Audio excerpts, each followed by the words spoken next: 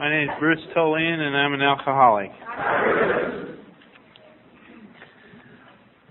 I'm from Nebraska City. It's a little town of about 8,000. And AA in a town of 8,000 is a lot different, believe it or not. And I'm really glad to be here. About, 75 people have asked me in the last 3 days if I'm nervous. And I'm really not all that nervous. If you want to know the truth, the committee's nervous.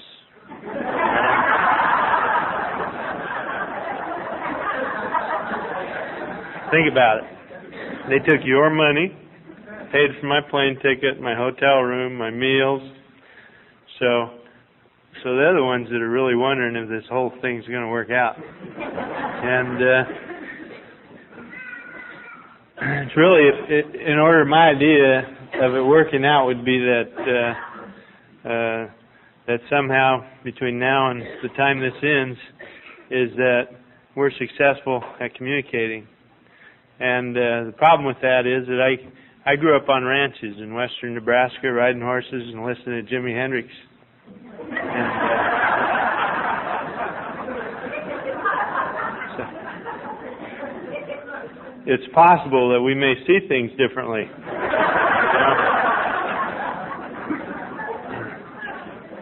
It's like the alcoholic cowboy, both of which are not good for communications, who went to the doctor and said, "Doctor, my wife and I have been talking, and we've decided that I should be castrated." And the doctor reacted about that same way. He goes, "My." And he says, I don't know if we want to do that. And he says, "No, my wife and I have talked, and we decided that would be the best thing." So anyway, he let him sit there for about 3 hours and kept coming back and checking on him. Pretty soon he said, "Well, if you guys really think so, come in next Wednesday and we'll have the surgery." And so the next Wednesday, the cowboy went into the hospital and they had the surgery, and he woke up in the recovery room, and there was another guy in the room there, and he said, "What are you in here for?" And the guy said, "Circumcision." And the cowboy goes, "That's the word I was trying to think of."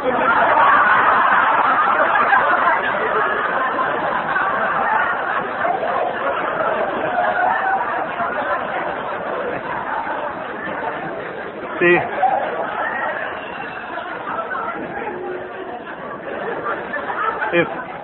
if you're either a cowboy or an alcoholic and you don't really know what you're doing, you certainly don't want to ask anybody. And that can be a problem, you know. The other thing about communications, I wrote a little thing down here. I got a book, it's called Inevitable Grace. And there was this French writer, his name was Balzac. And he talked about how he listens to people. And I'll just read the little thing to you. It says, "Listening to people talking, I could enter into their lives, feel their tattered clothes on my back, walk with my feet in their shoes, their desires, their needs, all passed into my soul. Or my soul passed into theirs, and it was a dream of a man awake." And I thought about that. And what that means to me is his purpose for listening was quite different from what my purpose was always. Because I'm a man, I think, might be the reason. But when I listened to people, I would always evaluate what they said against what I think is right or wrong. And I would go, "Well, that's right. No, that's wrong." Right? I thought that was the purpose of listening. And the purpose of listening is to put yourself into their place and to understand where they're coming from. And you're going to hear a lot of things out of me tonight that are about the way life appears to me, the way Alcoholics Anonymous appears to me today. You know, if you hear something you don't agree with, wait 18 months. I change my mind about everything every 18 months. I mean, I don't agree with it either, So the whole point is, I'm just telling you the way it looks with my eyes, coming from where I come from in Alcoholics Anonymous today. And if we're going to be successful for those committee members, you're going to have to forgive me for being different, for thinking different, for maybe not having the same ideas you do, and we're going to have to find some common ground. So I'm asking you for their sake, to let's do the best we can. Really to listen we have to temporarily surrender our personality, and for me that's not an easy task. There is one thing I've heard a lot everywhere I go in is people talk about addicts and alcoholics. And I do like to talk about the difference, or what appears to be the difference. Tom O'Sullivan always talked about it, and he would say, hey, if you took 100 of us and you put us in a room, and every day you gave us a shot of heroin, only every day you increased the amount, at the end of a year, all 100 of us would be addicted. And nobody would argue with that. But if you put 100 of us in a room, and every day, just 100 people from a cross-section of life, put them in a room, and every day you gave them a shot of Jack Daniels, only every day you increased the amount. At the end of a year, 6 of those people would be alcoholic. And all 6 of them would be absolutely convinced they were one of the other 94.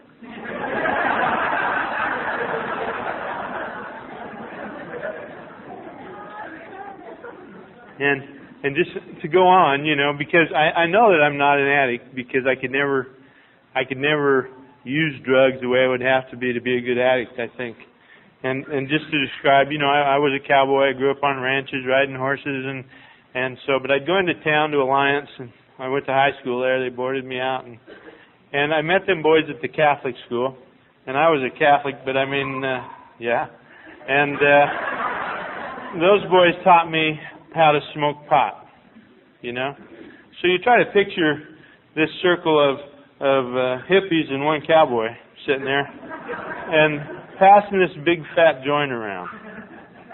Now I'm looking at this thing and I'm thinking, how am I going to get my share, And I got a good set of lungs, so when the thing would get to me, I would suck as much of that rancid smoke up into my lungs as I absolutely could, And my lungs would be on fire and my eyes would be watering and I'd be holding my breath until I couldn't stand it anymore.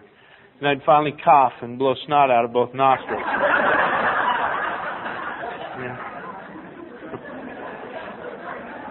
Some of you can probably relate. But my head would be spinning. I didn't know if I'd held my breath too long or if it was a pot. Pretty soon them guys didn't want to share their pot with me anymore. And I had the same kind of experience with hard drugs. I was the kind of boy that Mama never wanted to have, If you'd offered me a horse tranquilizer, I'd have gone, sure. If it's good for the horse. I was living in El Cajon, California, and there was 2 girls that lived several apartments down. And I thought they were kind of cute, and I'd always hoped something good would happen, but I never had the courage to talk to them or anything. And one day, one of those girls knocked on my door. And she knock, and I come to the door, and there she is, and I'm thinking it's a dream come true. And she goes, we were wondering if you would like to come down and try some angel dust with us. And I said, sure.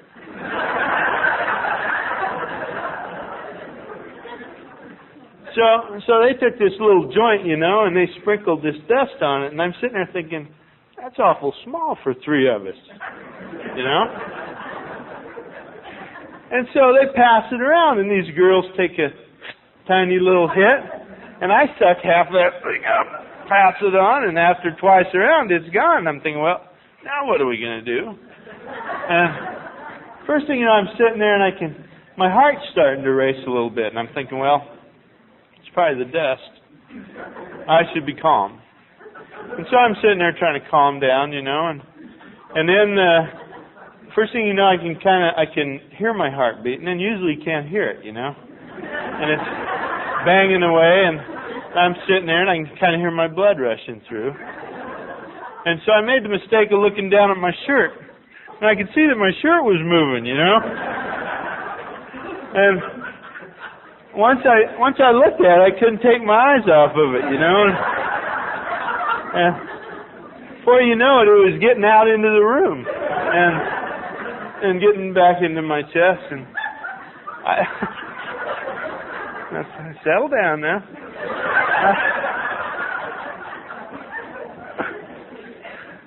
I don't know how long all that took. I mean, I don't know how long. Could have been hours or minutes. I have no idea. The next thing I know, when I had a moment of clarity, I was laying back on the couch like this, and there was one girl holding on to each leg, trying to hold me down. And they're going, "Are you okay?" And I said, "Sure."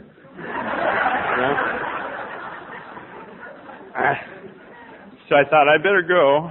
And bet I impressed the heck out of those girls. What do you think? That was our last encounter.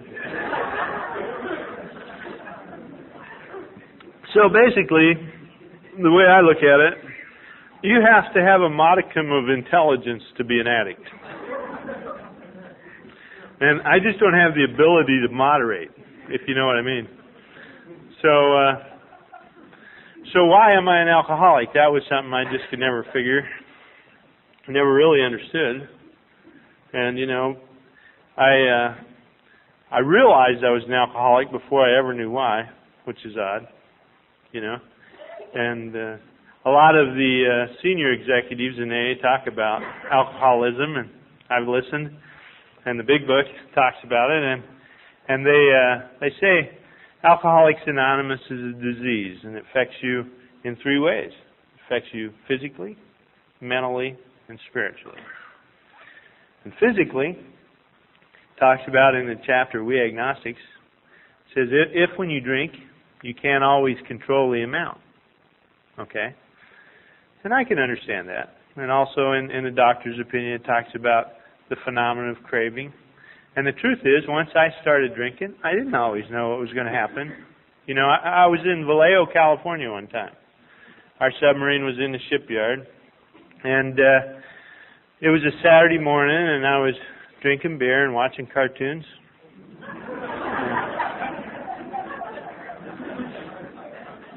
And I got hungry. And so I thought, well, I'll go down to the Jack in the Box, They got a little drive-through restaurant there. And so I went down to the Jack in the Box, and I got up to the little metal box where they take your order, and I fell asleep.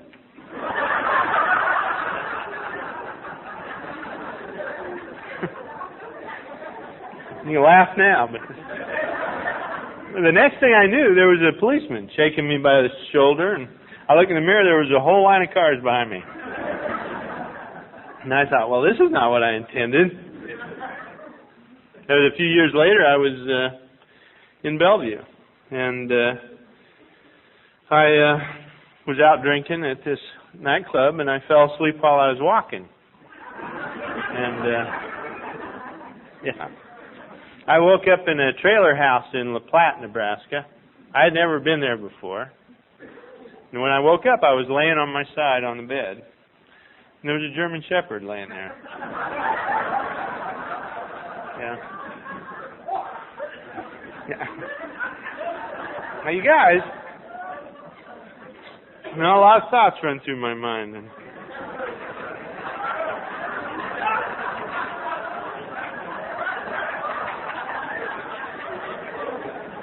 my problem really wasn't nearly as bad about drinking as it was about waking up,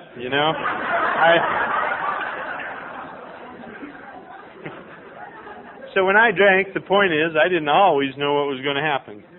Sometimes it went quite well, and sometimes it didn't. So that's the physical part, as it appears to me today. Then there's the mental obsession, And the mental obsession I didn't understand either, because it's odd. Because I thought of in terms of addiction. When you're physically addicted to something, you have this craving all the time. You have to go back and service your addiction. But with alcoholism, it's different. You can drink for periods of time, and then you can quit. And then you can know you better quit. And then you go back and drink, like the guy in the big book who knows to drink again is probably to die.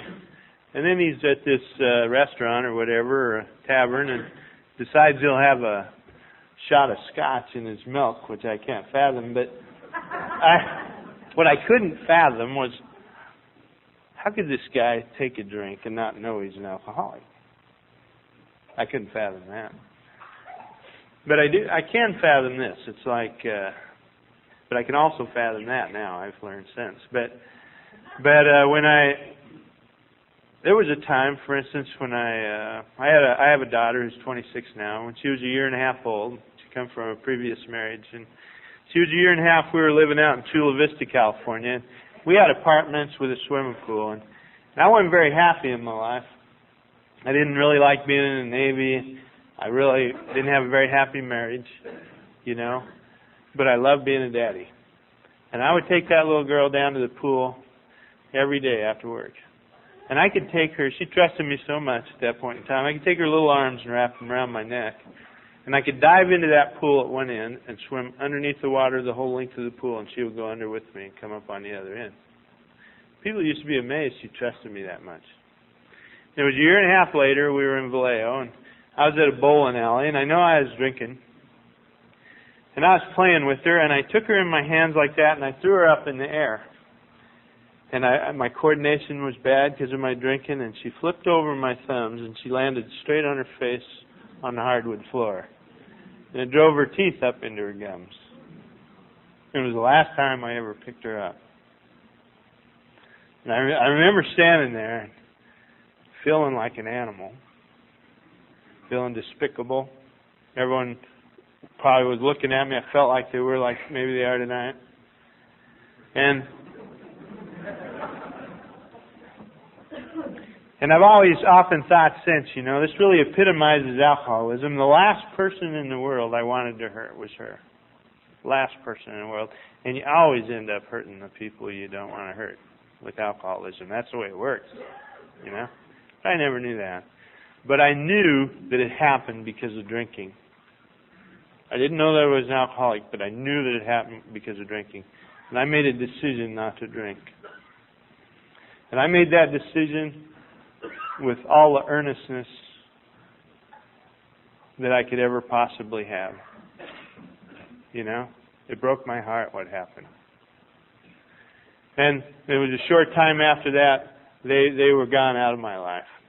And 3 weeks later, I think, I was sitting there, and I decided to take a drink. And I drank without any defense whatsoever. I just drank. And that happened to me over and over. I would drink with no defense. Now, after I got sober, I thought, how could you ever drink and not know you're an alcoholic, like the guy that takes the scotch and milk? How could you not know? And we were, Robin, my present wife, we were living in a house, and I'd been sober 4 years, and things were going pretty well in our lives, you know, as well as they can at 4 years. And she was in the TV room, and she was drinking a glass of Amaretto. I never drank Amaretto. And she had a crystal glass with a gold ring around it. I never drank anything that pretty in my life. And I walked into the room, and my eyes just caught that crystal glass, and the light shined through it. And I was mesmerized, baby. I mean, I was locked on. And I told her, I said, let me have a drink of that. And she looks at me with these daggers, you know, and she goes, and then I go, it dawned on me what I'd said, and I said, just kidding, you know. And so I go to work, and I'm welding on this pump on my workbench, you know, like 2 days later, and I got to thinking about that, and I thought, oh my gosh, if she would have just handed it to me, I would have took it. That's all it took. And from that day on, I knew that I was not keeping myself away from that first drink. You know? I went through the steps again this year, and one of the things that I'm quite aware of is that I am not immune from drinking. You know? I watch people go out and drink with longer lengths of sobriety than I have all the time. And I watch people leave AA. You know? So, anyway, I know with the mental obsession, the idea is that we don't solve the problem with the mental obsession. There's only one thing. I've seen people leave AA and come back. There's a lot of people here I know that have gone out and drank and come back to AA. And the first thing that I see AA people do when somebody comes back in is go, why'd you do that? And people always go, well, I wasn't going to enough meetings, I wasn't doing this. No, that's not the right answer. The right answer is that no human power can relieve your alcoholism. And if that mental obsession is going to be removed, God's going to do it. You know? Because I thought for a long time the reason I was sober was because the ritual of AA. The things that I did. Go to the same meetings. You know? Work with others. Do this. I thought that's why I was sober. But I know that's not true. Because I've seen people who probably did it better than I'm doing it now that went out and drank. I've seen that. So it seems to me that God is the only reason that I'm here today. My last drink was January 26th of 1980. And I was, Robin and I were not married yet. She was a hairstylist at these hair salons, and they had their Christmas party on January 26th that year. It was a Saturday. And this particular group of salons, they had a heck of a Christmas party. It really was a lot of fun. They knew how to put on the dog, you know. And we were going to go. And so it was Saturday. So I went down to the Purple Shanty to drink a little beer and play a little pool. And while she was working. And then at 5, when she got off, I was supposed to pick her up and we'd get ready and go to the party. But at 5, well, as luck would have it, I got a little out of hand. And at 5, the manager of the shanty called her from his trailer house and said, "Bruce is passed out in my bed, and he's not going to be able to make it to the party." And she said, "Okay." So she goes without me, and about 7:30, I woke up again, and I thought I should go out and finish up what I started. Now, I know he tried to talk me out of it, but I went back out drinking again. And about 2:30 in the morning, I had an old 73 Pinto, and I'm speeding along at 35, I'm sure, and I ran into the back end of a parked straight truck. And in the meantime, probably the biggest cop in southeast Nebraska was giving this guy in the straight truck a field sobriety test.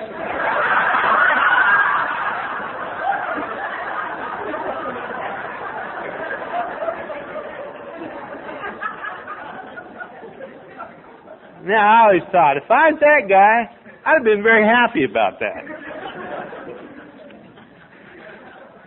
They said there was a big fight that follows. I don't remember too much of it. I got my face drug over the concrete and worked over pretty good from the armpits down. And they took me into jail. Robin claims that they allowed me to call her around 3:30. And I called her on the phone, and we were having a conversation, I guess. And she said she heard of a bunch of obscenity, some crashing. And pretty soon they got on and said, "Well, we've gone ahead and put him to bed." And I guess I kicked a hole in the wall at the police station. So I got arrested while I was in jail.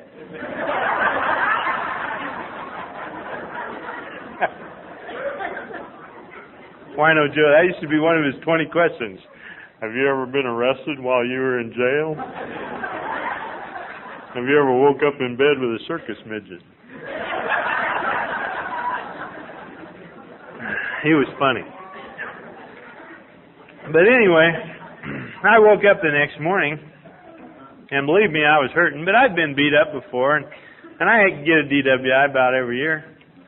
And so it wasn't nothing new, right? But something was different for me. And, you know, I was like the cat that had sex with the skunk. You know? He didn't get all he wanted, but he got all he could stand.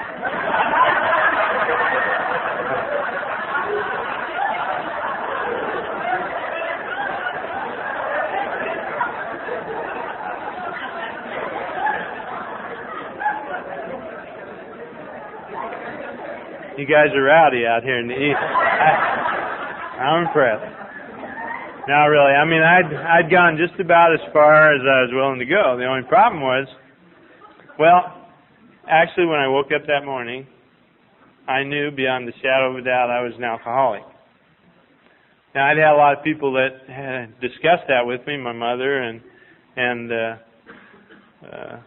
but I never really understood what an alcoholic was.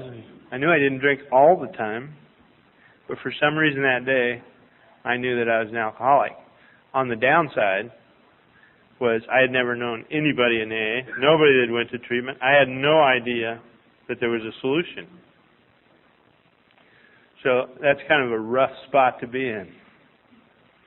And so Robin came and picked me up, and I went home that day to the apartment. Called my brother, I don't know why. He came over and sat with me, and I know I was a sorry sight. I was crying, and Robin tells me, I got an uncle in Massachusetts who's been in Alcoholics Anonymous. And he hadn't drank for quite a long time. So we got the phone book out, and we looked up Alcoholics Anonymous. And we called. And this lady answers, and I have no idea exactly what I said other than I needed help. And she said, we'll send a couple of guys over. So I sit there and waited for the ambulance. I thought it'd be a doctor and a psychiatrist or something. A couple guys showed up. And actually, one of the guys runs this taping thing, and showed up at my door. And they gave me a real 12-step call, And for that, I am grateful. I don't remember too much of it. There was a conversation. I know the one guy had been sober 14 years. And the other one said he'd been sober a year. The guy that was sober 14, now I thought, now there's a liar. The guy that was sober a year, I thought, well, he looks like maybe he's only been sober a year. And so they talked to me and told me there was a meeting that night. And I do know on the way out the door, the one guy turned to me and said, oh, by the way, throw away all your pot and funny-looking pills. And I thought, oh, man. I mean, I know quitting drinking is going to be hard. I thought if I could smoke a little pot, maybe I could get through the rough spots. But I was so scared, I did what they told me. And we went to the meeting that night. Yeah, I figured, well, I'd taken a shower when I got that day. And I go to the meeting, and it's January 27th. I'm wearing an old Navy pea coat, I got a conical cap pulled down to here so nobody can see me. And I walk into that meeting. And I know that, I'd been drinking all night, or that night before, and plus I'd been beat up, and that stuff was starting to come out of my pores. So I know that that's offensive. I know it is. And I felt offensive, believe me. And so I walk into this meeting, and here's this lady. Her name's Joan. Okay? And Joan is a little older than I am, not too much, but she smells like one of my aunts. She's got powder on. And so I'm standing there like this, and this lady walks up to me for no apparent reason, puts her arms around me and gives me a hug. Says, I'm glad to see you. Well, I just went rigid. And I thought, what's she hugging me for? Now, the thing about that is that is the only thing I remember out of that first meeting. That's it. So I tell the guys I sponsor, it must be important. That's all I remember. So when you see somebody come through the door, for crying out loud, hug them, or shake their hand or something. I always tell the guys I sponsor, I love you. It's not real popular today. And I was sponsoring this guy, this plumber from Peru, and it was the first phone conversation we'd had, and we were talking. He got done talking. I said, I love you, Russell. And there's this silence on the line.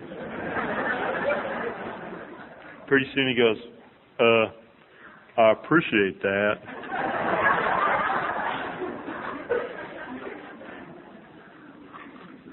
I remember Robin went with me every night for 2 weeks, and I remember, I know they had some closed meetings, but she came with me. I don't think I'd have gone without her for those first 2 weeks. She was the only person I had in my life that I wanted to go with, I'll tell you.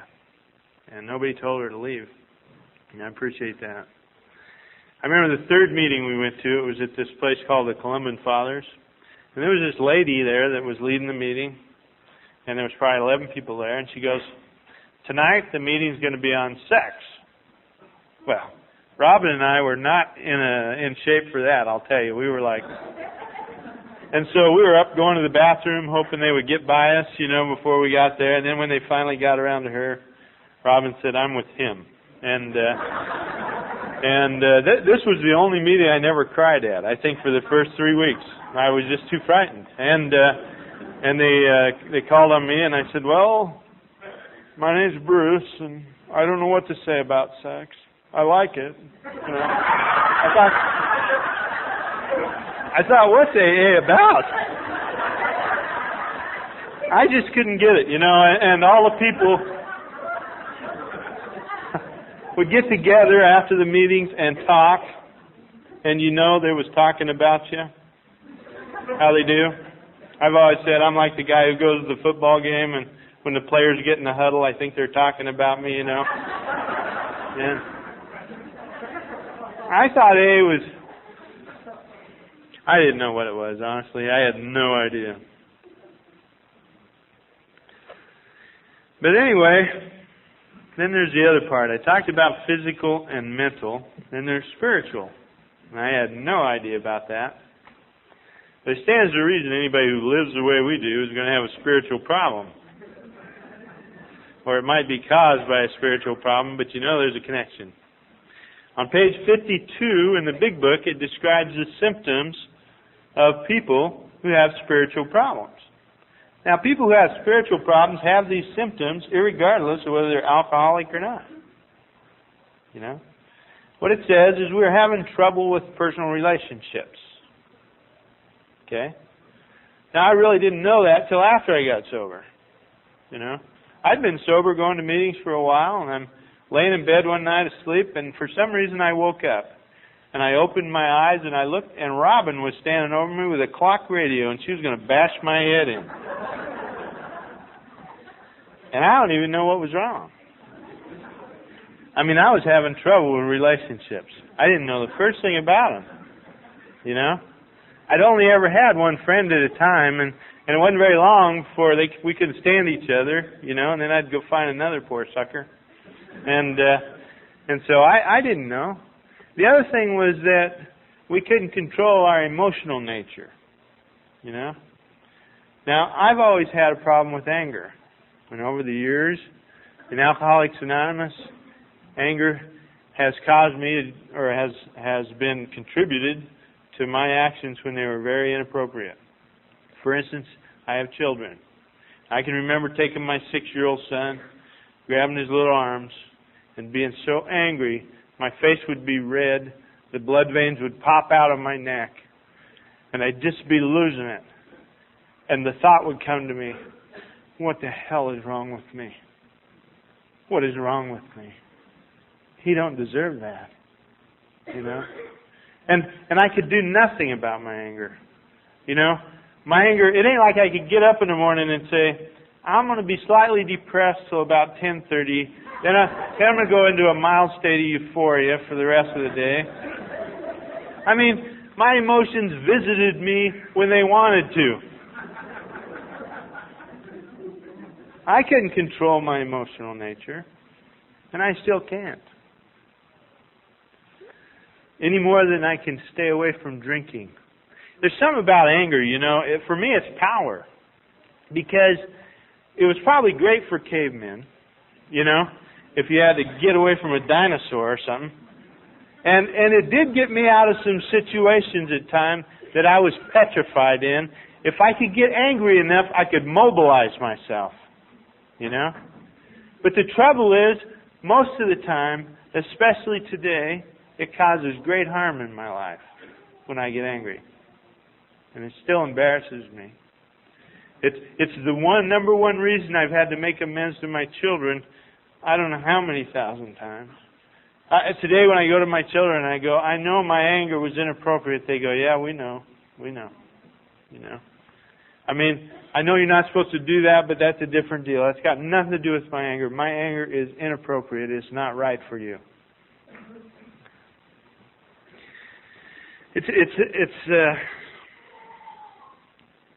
It's related to fear.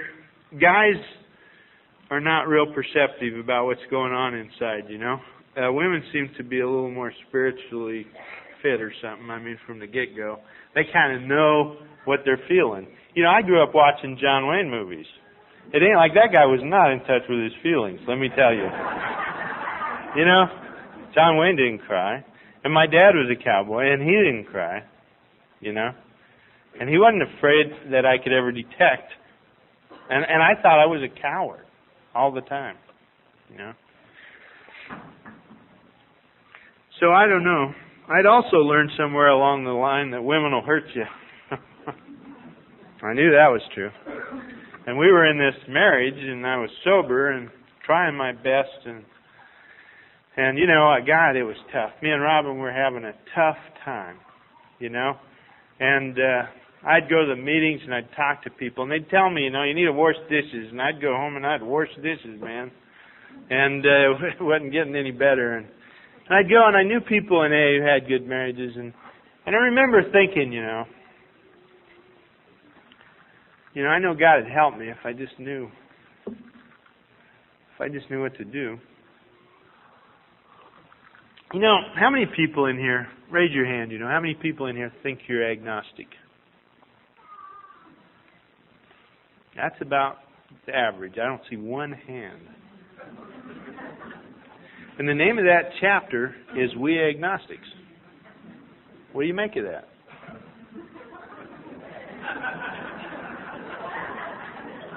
What's that mean?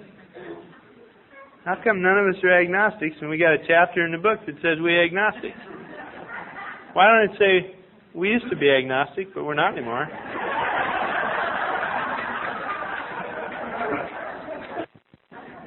Or say them agnostics.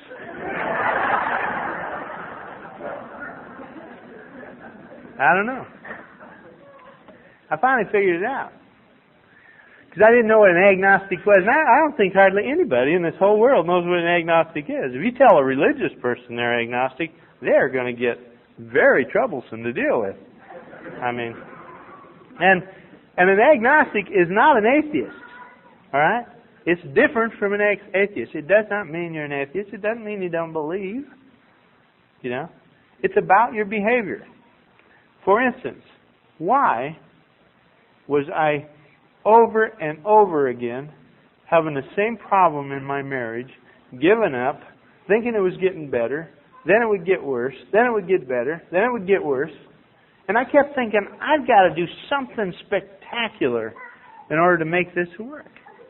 And I know that I can't. And I know that some of you people can. And I don't know why I can't. It's as if... You got a sponsor, kid.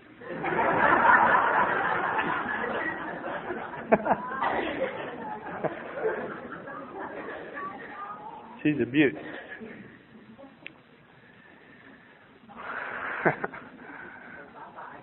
Oh, don't take her off.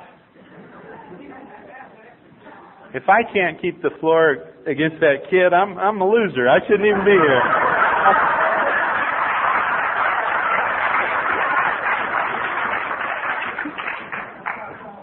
Now here's what an agnostic is. I don't know if any of you can relate to this, but alcoholics and Al-Anons try harder in their lives than anybody I've ever seen.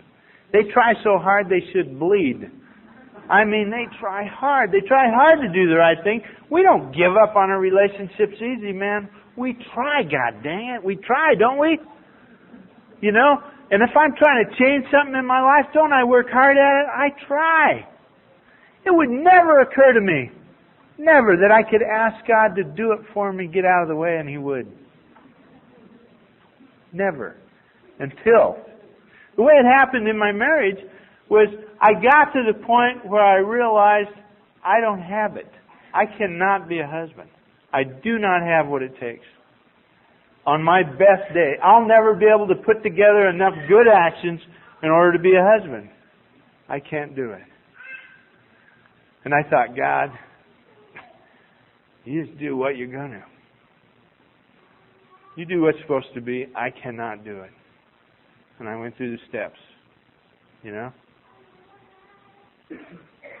And from that day on, Rob and I have grown spiritually together.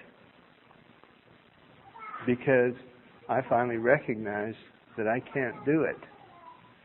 And I was too agnostic to stop trying. And it's not like you're an agnostic or a true believer. It's like we got one foot in everything. You know what I mean? Hey, I'm a true believer when it comes to my alcoholism today. I don't think about drinking.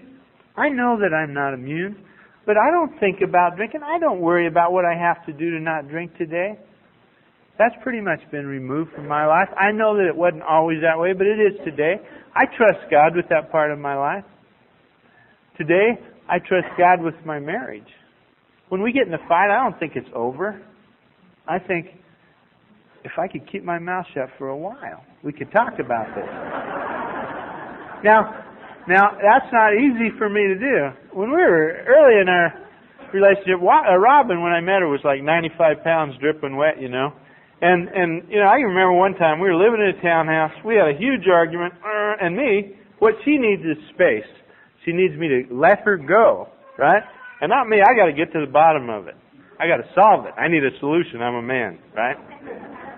So I'm following her up the steps, and she goes in the bathroom and slams the door, you know, and I catch the door and I go inside. And, yeah, mistake. I cornered her. Don't ever corner them, you know.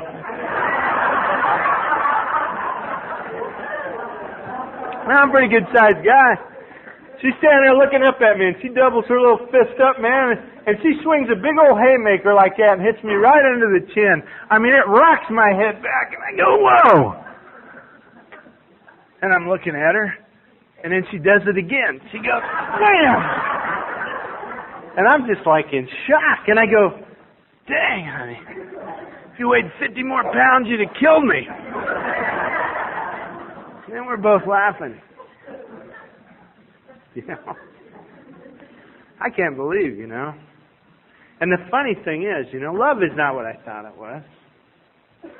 You know. The world teaches us all kinds of junk that really makes it hard for us to do things. I mean, you know, it tells us, you know, we think love is, you know, romance, lust, you know. I would never admit that, but of course, you know, I fell in lust quite a few times. But the idea is, I didn't know what love was. Alcoholics Anonymous has taught me what love is. You know, by serving others.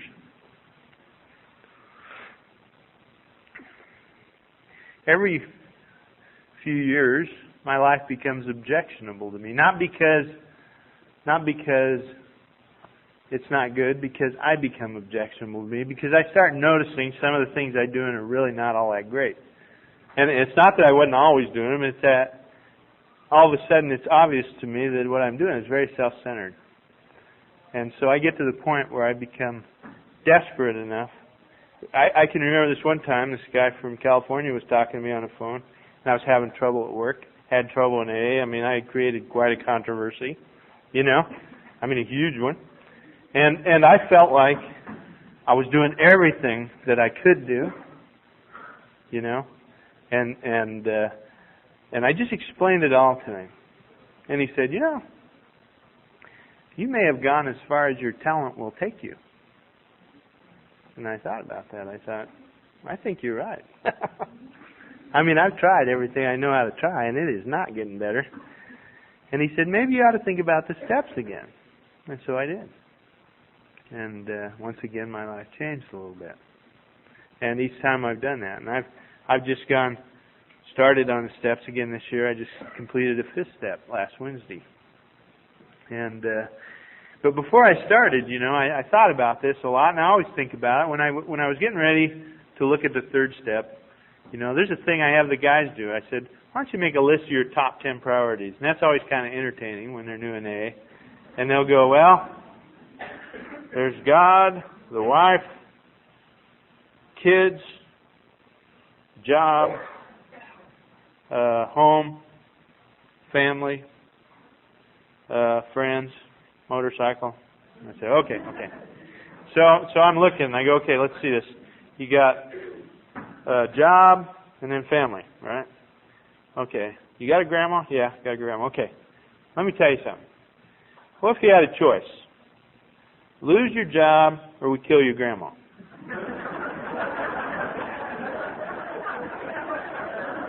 That's what they do. They go, yeah, really, what if you had to make a choice? No, I'd lose my job. Okay. How about your friend? Oh, I'd lose my job. How about somebody you don't like? Oh, I'd lose my job. Right? So what's the message? All spiritual things first. All material things follow. Right? So we all know that, but I don't live that way. But the deal is, in the third step prayer, what's it saying? God, I offer myself to Thee to build with me and do with me as Thou wilt. All right? Now, I don't know what He wants to build with me, but I guarantee if my ego's attached to a bunch of non-spiritual things, I may be in trouble when I say that prayer, because He may help me out there. It's happened before. So I tell Him, don't do that third step prayer unless you understand what the possible consequences are. Right? Because anything your ego is attached to is fair game. So then anyway, I gave that some thought and I did my fourth step. And some of the things I discovered weren't too pretty for somebody that's sober over 18 years and is supposed to be, setting an example for others. And for instance, I come from Nebraska. We have a football team, and I got a nephew that plays, and I love sports, and I'm kind of competitive, And I got a son who's 13. Well, I started my fourth step, and I'm listing all these guys that annoy me, guys at work, and I'm looking at them, going, what are they annoying me for? Well, this guy ain't supporting me, in my effort to be successful, I guess.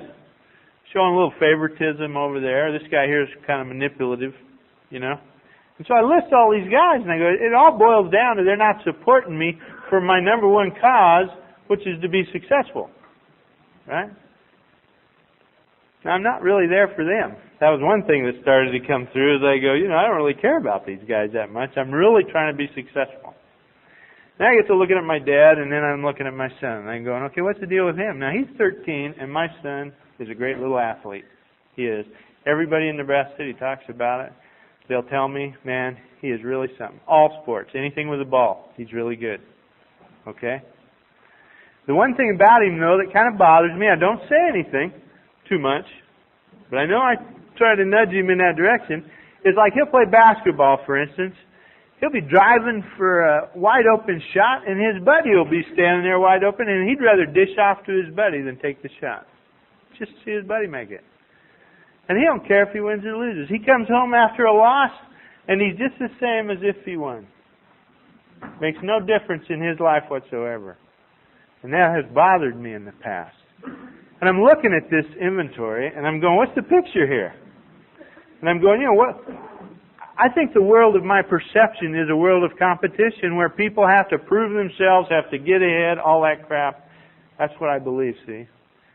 And I believe God's world is a world of love and service. Now let me ask you, who's more in line with God's world, my son or myself? Man, that hit me. And it embarrasses me. I should be setting an example for him. So I know I got some wreckage to clear away there. And it's not, I tell you, it's so bad. We'll be playing basketball out in the parking lot one day, and he went by me so fast, I tripped, fell on my face, my hands, scratched my glasses, skinned up my arms, and I got up mad, and he goes, that's enough, I quit. And it's just embarrassing for me to be the way I am. Some other things I looked is commitment. For instance, I've always claimed to be committed to my marriage, and I always talk great about it. I go, I've been in Nashville and Indiana and Michigan all over talking about my relationship and how committed I am. But But I'm looking and I'm going, okay, I am committed to AA. You know, I make coffee at the AA meeting. I'm there early, I'm there late. I never miss meetings.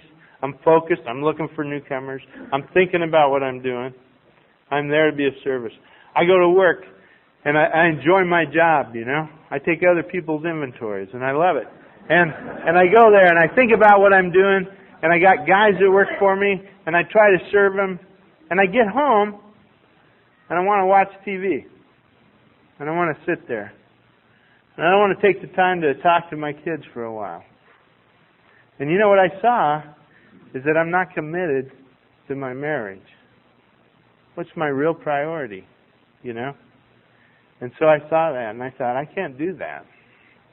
So when I take an inventory today, those are the kind of things I say and that I see. And they're not the kind of things that I necessarily wanted to admit, you know?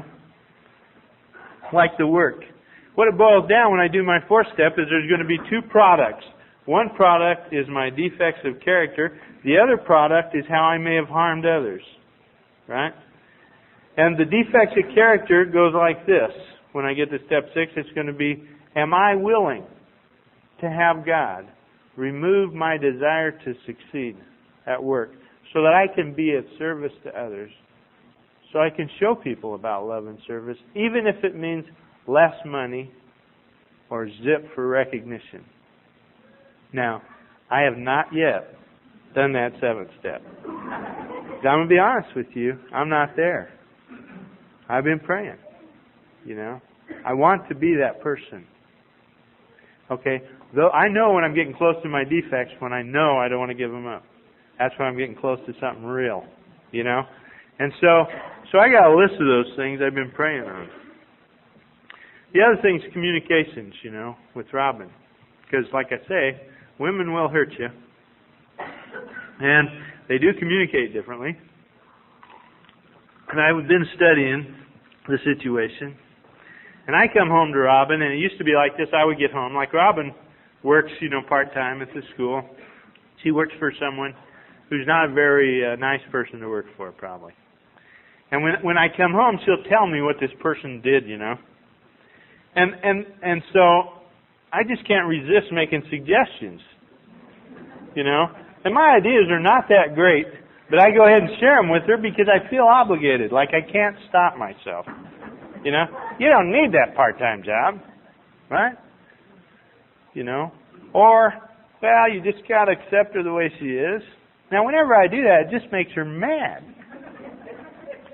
She doesn't like my stupid solutions.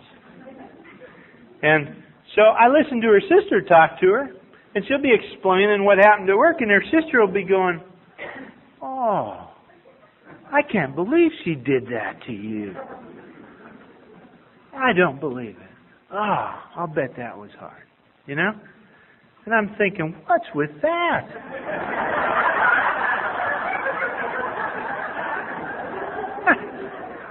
I mean, if you do that to me, I'll be homicidal, man. I want to go kill something. You know, I mean, you got to do like my old sponsor used to do, John. He'd go, her life ain't none of your damn business. Now, that helps me. But she doesn't need that. So I'm looking at this and I'm going, why can't I do that? I don't fully understand it. But there's something I'm not willing to give up to do that. I don't know if it's macho or exactly what it is. I've been looking at it a long time, but I don't want to communicate that way. And I know I'm going to have to. I'm going to have to communicate like a woman.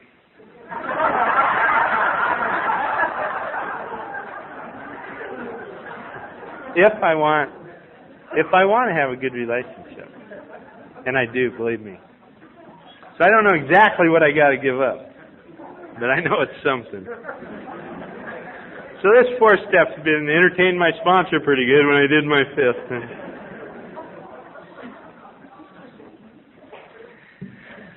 Okay, I got a couple things left, and I'll get out of here because I know we're up against it. First of all, I want to tell you, like I'm like a father. I'm pretty incompetent, and AA has a way of, you know, the way God helps you is like it seems like I end up doing the right thing for the wrong reason. I come up smelling like a rose, and I can't figure out how it happens, really. I look afterwards, and I go, wow. And people think I was brilliant. And, like, for instance, my daughter, Lacey. Now, she's a great kid. She really is. And she's 15 today. And she was 10 years old at home, and she came up to me one day, and she goes, Dad, I'd like to get a job. And I go, well, there's not a lot of jobs out there for 10-year-olds, you know. I said, I don't know what you do unless you start a business or something. Now I have been impressed out here since I've been here. There are a lot of entrepreneurial people who have a lot of courage about that. But I said, unless you do that, I'm thinking lemonade stand, you know. And she's going, what would I do? And I said, I don't know. It has to be something you'd like. And she goes, I like to read. And I go, well, I don't know what she could do with that, you know. Unless you sell books or something. She goes, well, I could sell books. And I go, no, I don't think so. Why not? And I go, well, you know, if you was going to sell them, you'd have to be able to get them at wholesale. And she goes, how would you do that? And I'm going, boy, I wish I'd have kept my mouth shut, you know. And I'm going, place, I don't know, unless you could get permission from a publishing company or something. I mean, and so I'm thinking, man. So first thing you know, she's in writing a letter. You know, well, she gets this book, Nancy Drew book, and it's got the address of Putnam Publishing Company in the back in New York, and she's going to write him a letter. First thing you know, Robin comes in and goes, what do you got her doing? And I said, I don't know, man. I wish I'd just shut up sometimes, you know. And so she writes him a letter, and she says, you know, I'm Lacey Tolien, and I'm 10 years old and live in Nebraska City, and I want to start my own business selling books. I'd have to be able to get them at wholesale so I could sell them at a good price. So she shoots this letter off in the mail, and I'm thinking, how am I going to explain this to her? Because I know somebody in New York that want to take the time to help some 10-year-old kid, you know. 3 weeks later, she gets this thing back. It's got a poster with all these colored markers and all these free books. And this lady that's their inside director of sales goes, hey, we're really impressed somebody your age wants to start their own business. We'd love to have you as a wholesale customer.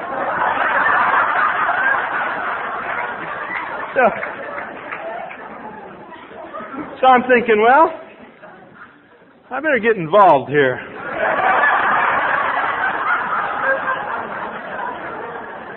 So I called up the guy that owns the bank, you know, and I go, well, you know, she needs about $40 startup capital, and I could give it to her, but it'd probably be better if she borrowed it. So he says, well, send her down, and he loans her $40 and charges her, I don't know what interest rate, you know, through September that year, and let her open up a checking account for no charge, which he won't do for me. And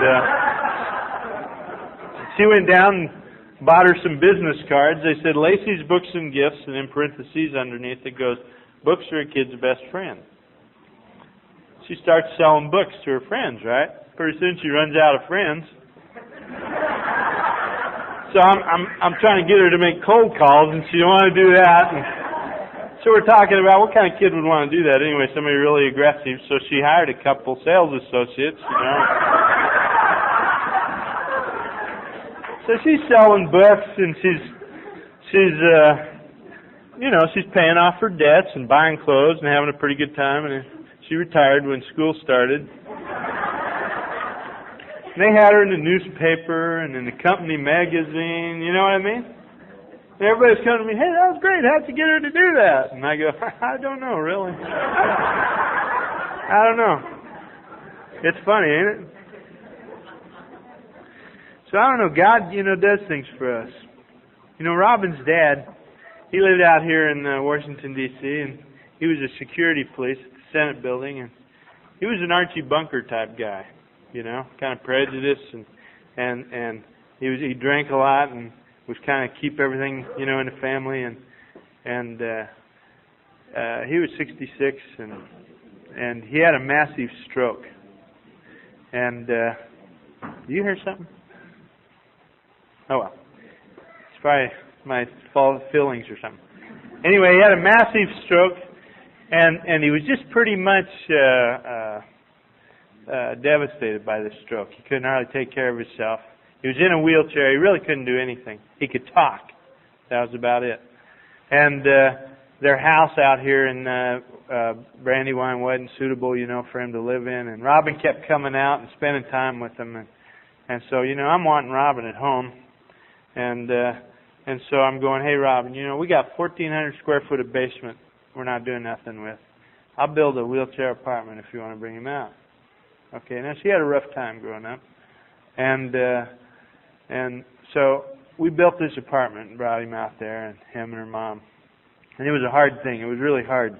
It was hard for Mom. It was hard for the family. I mean, the whole family took on a lot. And there was many times I thought, what the heck have I done? I mean, did I destroy my whole family? And I was at an AA meeting, and it just came to me. I know nobody said it, but it came to me. This is really what AA teaches us, is, you can't keep it unless you give it away. And we were giving away the most precious thing we had, And her dad was in pain all the time. It was like his brain was telling him he was feeling pain. There was no particular reason for it. And I'd go down and give him showers all the time. And I'd have to pray before I'd go down there because I didn't want to get angry at him, And I'd hold him in my arms and I'd bathe him. And something happened to him, like he had been silent. They had never met a lot of his family. And during that last year and a half that he lived, he unburdened himself to me. It's like he had no defenses. And he told me everything. He told me about growing up in Chicago and his alcoholic father who sexually abused him. And he just laid it all out. And it was as if he had to do this, And it got down to the point where he was getting ready to die, and he was living in a house. And I remember I was out mowing one day, and they had to give him a morphine suppository, And he was in so much pain they couldn't even roll him over. And I went in and I said, Dave, if you want, I'll hold you in my arms while I do this. And he said, all right. And I said, I don't smell too good. And he goes, that's okay. And so I'm holding him in my arms like the last 2 days. And he's got his head on my shoulder, and he goes, you don't smell too good, do you? And his last day that he could talk, he asked me to come in and hold his hand. I sat in the room and held his hand, felt stupid, And my kids would cycle in and hold his hand, and then after he died, they'd come in and hold his hand, And, I thought I did it for my wife, but I was the one that was affected. I learned about human dignity. And I learned that someday you need help. Right? And there's nothing wrong with needing help. I came away from that a different person. I'm going to tell you what. It has changed my life. Being here. Something I could have never predicted.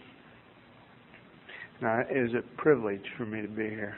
I love you guys. Thanks.